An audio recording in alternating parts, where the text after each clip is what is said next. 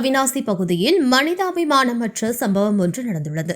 GT Naidu மேம்பாலத்தில் ஒரு வயதான மூதாட்டி மீது இருசக்கர வாகனம் மோதிவிட்டு ஓட்டுநர் நிற்காமல் தப்பி ஓடிய சம்பவம் அதிர்ச்சியை ஏற்படுத்தியுள்ளது. அவிநாசி ஜிடி நாயுடு மேம்பாலத்தில் தினமும் இருசக்கர வாகனங்களும் 4 சக்கர வாகனங்களும் அதிக அளவில் சென்று வருகின்றன. இந்த நிலையில் ஒரு வயதான மூதாட்டி அந்த மேம்பாலத்தின் மீது சென்று கொண்டிருந்தார். அப்போது அதிவேகமாக வந்த இருசக்கர வாகனம் அந்த மூதாட்டியின் மீது நேரடியாக மோதியது.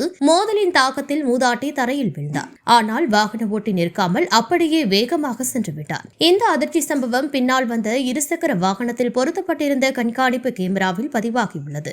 இந்த சிசிடிவி காட்சிகள் தற்போது சமூக வலைதளங்களில் வேகமாக பரவி வருகின்றன. காட்சிகளை பார்த்த பொதுமக்கள் இருசக்கர வாகன ஓட்டியின் மனிதாபிமானமற்ற செயலை கடுமையாக கண்டித்து வருகின்றனர். சம்பவத்தில் கடுமையாக காயமடைந்த வயதான மூதாட்டி உடனடியாக கோவை அரசு மருத்துவமனைக்கு கொண்டு செல்லப்பட்டு சிகிச்சை அளிக்கப்பட்டு வருகிறார். தற்போது அவரது உடல்நிலை கண்காணிக்கப்பட்டு வருவதாக மருத்துவமனை வட்டாரங்கள் தெரிவித்துள்ளன.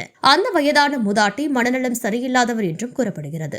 இந்த சம்பவம் தொடர்பாக பந்தயசாலை காவல் நிலையத்தில் வழக்கு பதிவு செய்யப்பட்டுள்ளது. மோதிவிட்டு ஓடிய இருசக்கர வாகன ஓட்டியை கண்டுபிடிக்க காவல்துறையினர் தீவிர விசாரணை நடத்தி வருகின்றனர். சிசிடிவி காட்சிகளின் அடிப்படையில் வாகன எண்ணை கண்டறிந்து விரைவில் குற்றவாளியை கைது செய்யப்படுவார் எனவும் காவல்துறை வட்டாரங்கள் தெரிவித்தன. இதுபோன்ற விபத்துக்களை தவிர்க்க வாகன ஓட்டிகள் போக்குவரத்து விதிகளை கடைபிடிக்க வேண்டும் என்றும், குறிப்பாக மேம்பாலங்கள் மற்றும் நெரிசலான பகுதிகளில் வேகத்தை குறைத்து செல்ல வேண்டும் என்றும் காவல்துறை அறிவுறுத்தியுள்ளது. மேலும் விபத்து நடந்தால் உடனடியாக நின்று பாதிக்கப்பட்டவருக்கு உதவி செய்ய வேண்டும் என்றும் வலியுறுத்தப்பட்டுள்ளது.